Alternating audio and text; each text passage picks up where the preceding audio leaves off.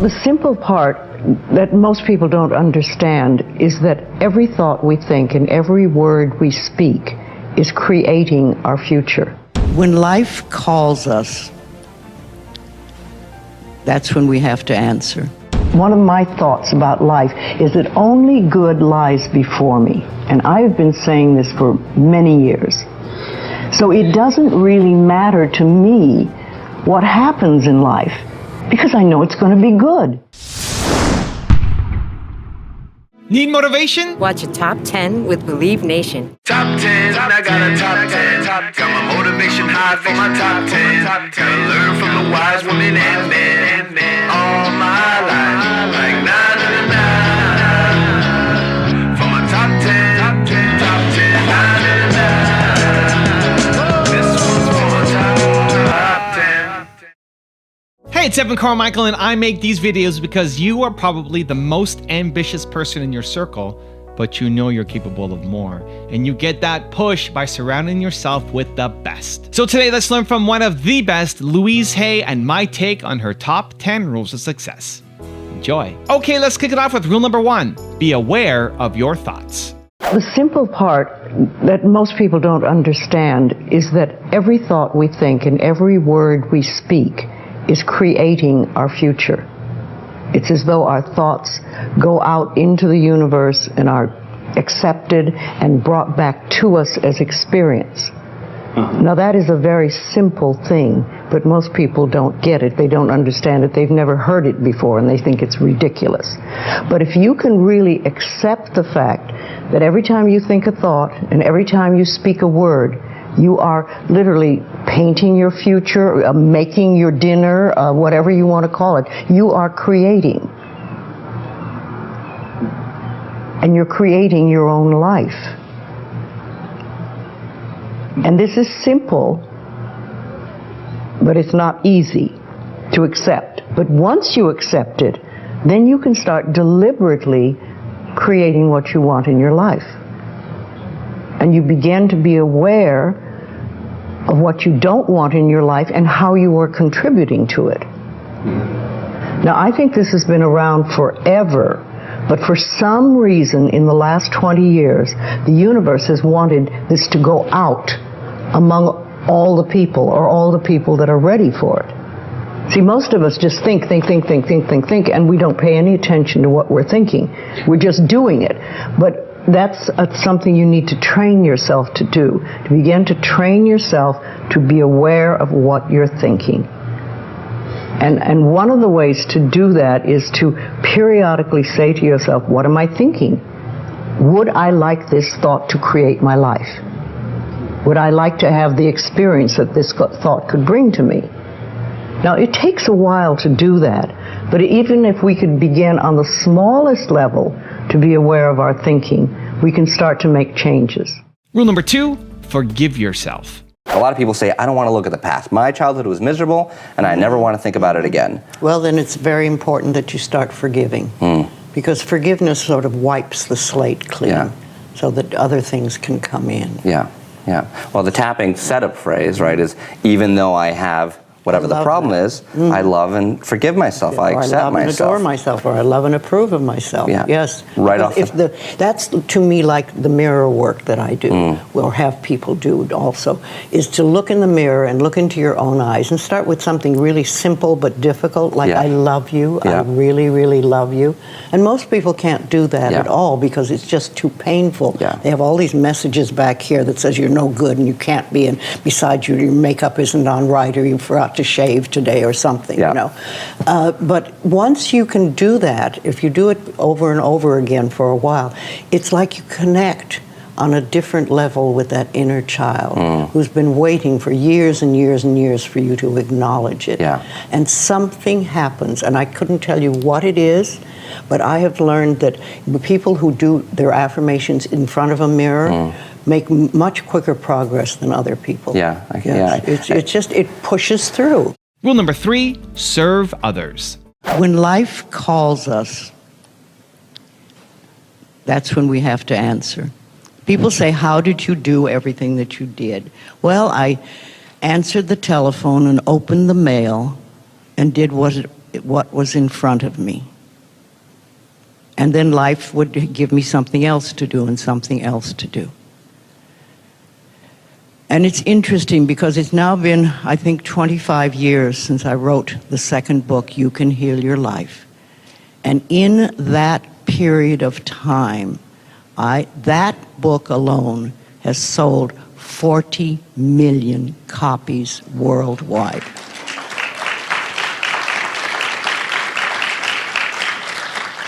And I've always felt that I didn't do anything to promote it at all. It's just life took over, and life said, this book is going to go to this country, and this book is going to go to this country, and go to this country.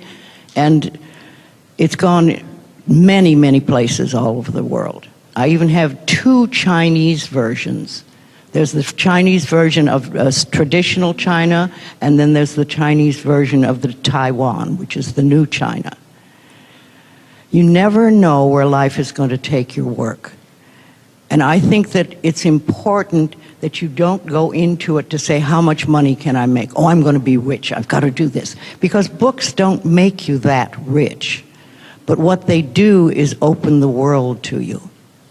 And my thought has always been, how can I help the people? How can I help the people?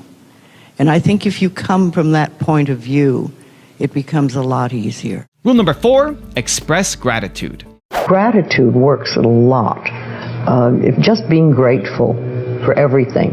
The more, I always say the universe loves gratitude. The more you're grateful for what the good is in your life, the more good you get to be grateful about. Mm-hmm. And it's like, you know, if somebody gives you a present or gives me a present and I say, oh my God, I hate that color and it doesn't fit, and you know, that person will never give me another present. Mm-hmm. But if you say, oh, it's wonderful and thank you, I really adore it, it's great, that person is probably going to want to buy you a present every time they see something they think you would like.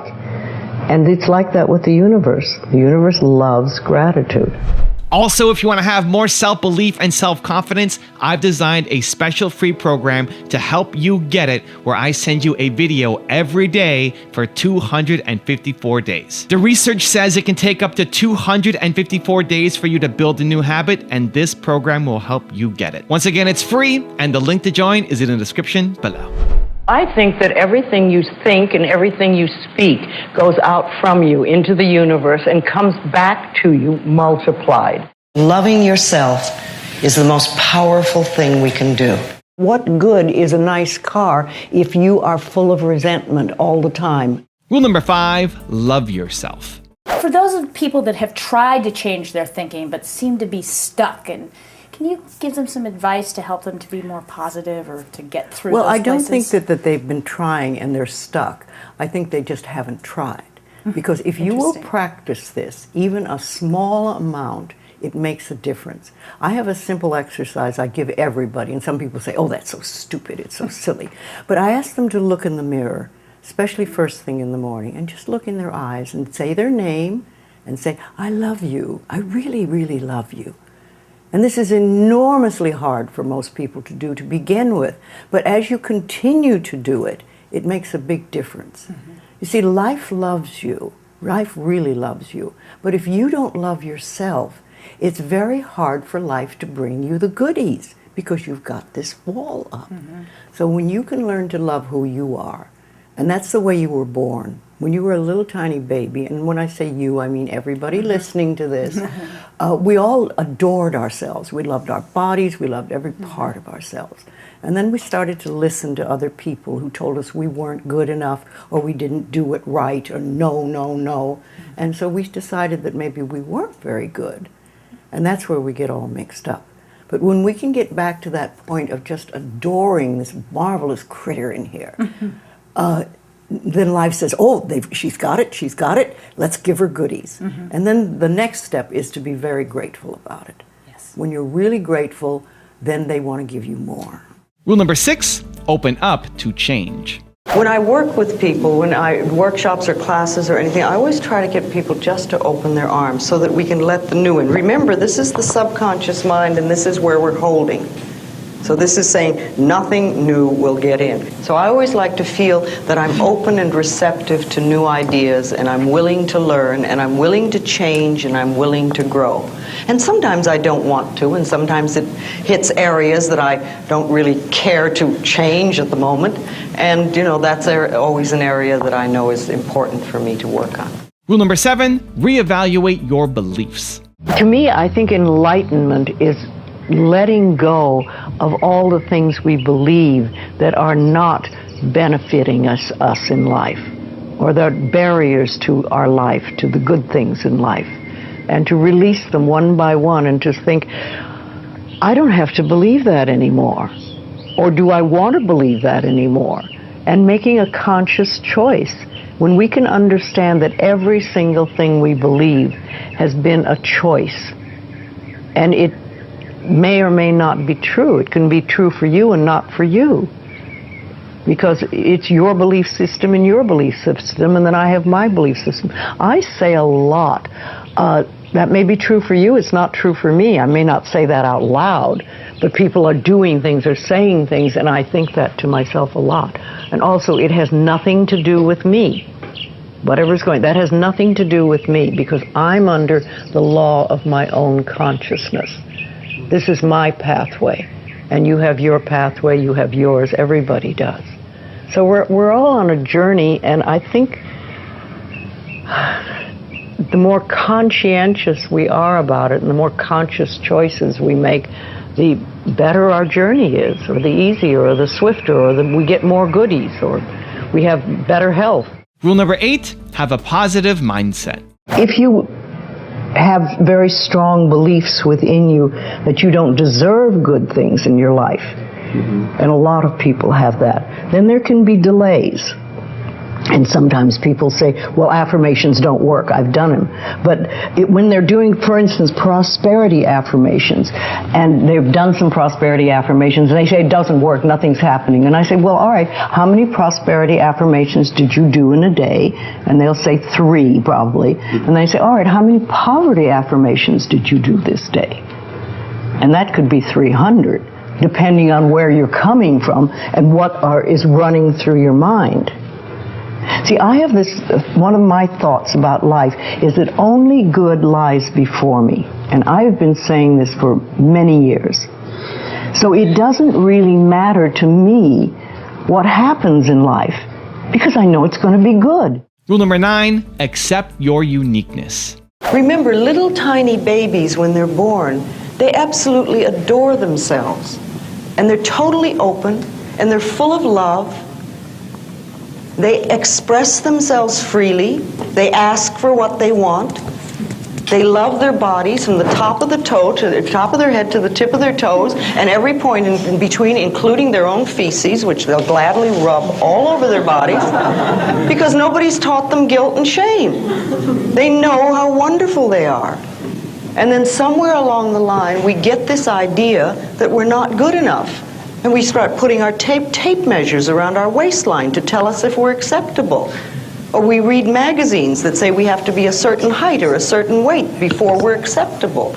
Or we listen to the media that says we have to use a certain deodorant before we're acceptable. You know, it just doesn't make sense. We are absolutely divine, magnificent expressions of life, all of us. And like when we were in the circle looking at each other, each face is another unique expression of God. And we're not supposed to be alike. Since time began on this planet, there have not been 2 snowflakes alike. And there's certainly not been 2 people alike. And we're always trying to be like everybody else so we're acceptable. Our uniqueness is what makes us wonderful. So we want to love that and cherish it and acknowledge it. You see, if we really believe in our uniqueness and the wonder of each being, then there is no competition and no comparison. There can't be. We're just different, and we're meant to be different, and that's wonderful. And rule number 10, the last one before a very special bonus clip, is have fun. I went to a Chinese face reading class recently, and one of the things they talked about was a bossy woman cheekbones. And I said, that's me. That's me. That's me. Bossy woman cheekbones. Bossy woman cheekbones. And all my life I used to call them Polish cheekbones. Now I know they're bossy woman cheekbones. But and also in Chinese astrology, I'm a fire tiger. Ooh, really? Now, the tiger is a very strong personality, and a fire tiger is a very strong personality. But in the early days in China, they used to kill the girls who were fire tigers because they didn't want them to grow up and tell people what to do. Ah. So this time, I've come forth, and I get to be who I am, a fire tiger with bossy woman cheekbones. That is so cool. Now I've got a really special bonus clip that I think you're going to enjoy. But before that, it's time for the question of the day. I want to know, what was your single biggest takeaway from this video, and how are you going to take action on it this week? When you schedule in what day, what time, and what place you're going to take action, you have a 91% chance of actually following through versus just a 35% chance if you just got motivated but never created a specific plan. And when you share your plan publicly and have some accountability, you increase your chances even further of actually following through. So I want to know your single biggest takeaway and your plan of action this week in the comments so I can celebrate you.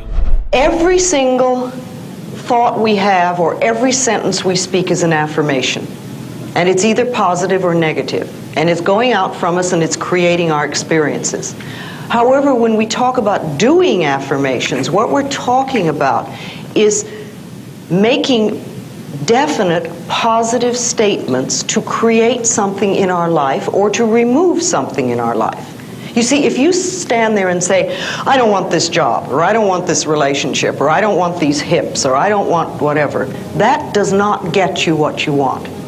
That's what I call fighting the negative. And it doesn't do anything but keep what you have that you say you don't want.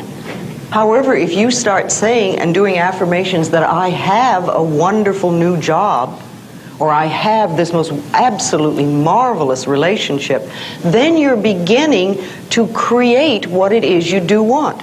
Affirmations are like planting seeds. And if you think for a moment, when you put a seed in the ground, you do not get instant tomato plant or instant strawberries or instant oak tree.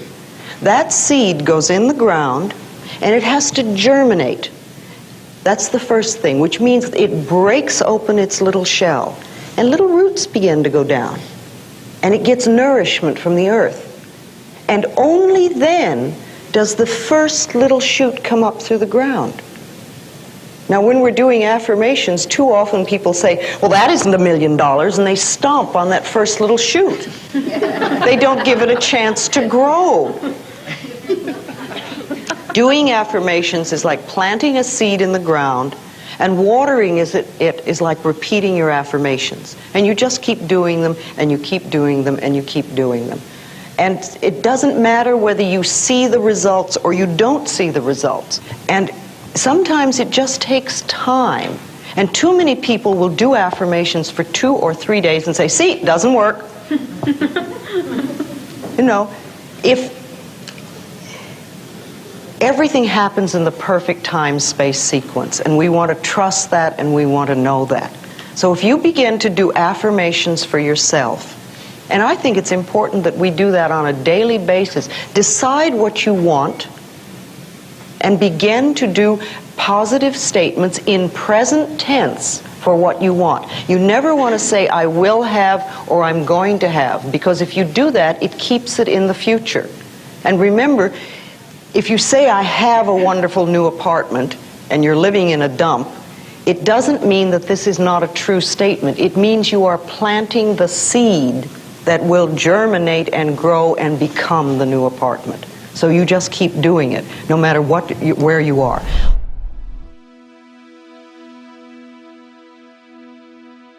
If you want to change your life for free in the next 30 days, check out my training right here below. Or if you want to see the top 10 I did on the Iyanla Vanzant, check out the video right there next to me. I think you'll enjoy them. Continue to believe, and I'll see you there.